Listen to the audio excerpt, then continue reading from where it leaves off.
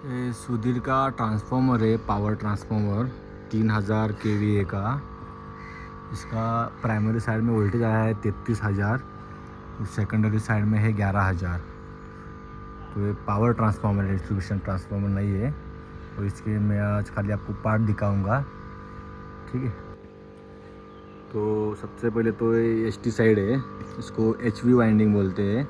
इसमें primary siding की winding होती है, उसके पीछे एलवी वाइंडिंग होती है जो सेकेंडरी साइड में होती है।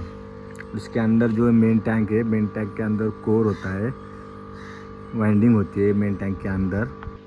और जो इसके अंदर जो कोर होता है वो सिलिकॉन स्टील का कोर होता है, लैमिनेटेड किया हुआ।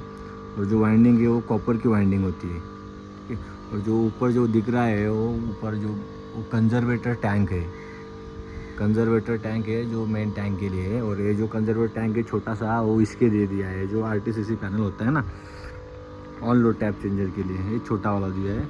जो बड़ा वाला दिया है वो मेन टैंक के लिए दिया है। और जो सिलिका जेल इधर ख़राब हो चुका है, जो हेल्दी सिलिका जेल होता है वो नीले कलर का होता है। और जो सिलिका जेल क्यों लगा होता है, क्योंकि जो एयर में जो मॉइस्चर होता है वो मॉइस्चर एब्सॉर्ब कर लेता है सिलिका जेल। उसके बाद जो एयर होता है वो अंदर पास होता है। तो कंजर्वेटर टैंक हमेशा आधा फिलअप करके रखा होता है, क्योंकि जब अंदर गैस बीस बनना चालू होता है तो एयर जब हीट होता है जब ऑयल, तो कंजर्वेटर टैंक में स्पेस होता है तो ऊपर उबलने लगता है, इसीलिए वो आधा फिलअप करके रखते हैं।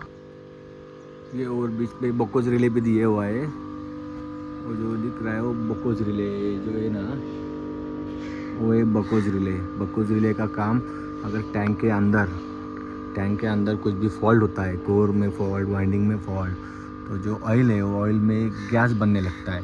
फिर वो गैस उबल करे ना, ऊपर जब फ्लो होता है वो बकोज रिले में टच होता है। बकोज रिले में तो मर्क्यूरी लगी हुई होती है, वो मर्क्यूरी से वो अलार्म डिटेक्ट होके जो इसका मेन इनकमर है वीसीबी, वो ट्रिप हो जाता है। बकोज रिले का खाली जो इंटरनल फॉल्ट होता है टैंक के अंदर, उससे प्रोटेक्शन देने के लिए बकोज रिले काम में आता है। और ये जो दिख रहे ना, ये पतली पतली सी लाइन, ये अपना रेडिएटर, जो टैंक के अंदर जो ऑयल होता है वो हीटिंग होके गर्म होके इसके ऊपर आता है। और ऊपर से जो पतली पतली से अंदर ट्यूब्स बने रहते हैं, पतली पतली सी, उसमें एक थेम धीरे धीरे करके ऑयल नीचे गिर गिर के ठंडा होके कूल होके वापस से उसके अंदर जाता है।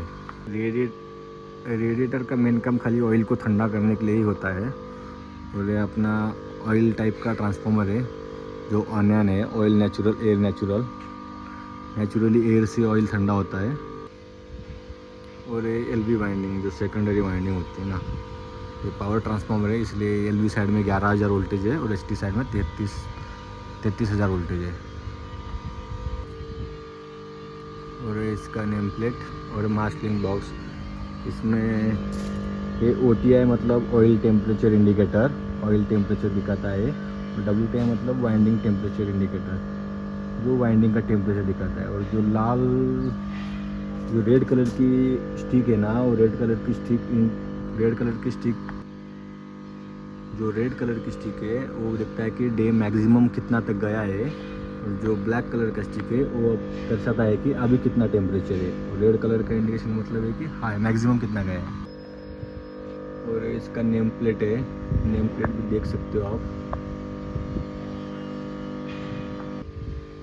ठीक है। अगर कुछ बताना भूल गया हो तो मुझे कमेंट बॉक्स में बता दीजिए। और अगर कुछ दूसरा टॉपिक पे वीडियो चाहिए तो वो भी कमेंट कर दीजिए, मैं वीडियो ला कर दे दूँगा, ठीक है। Thank you.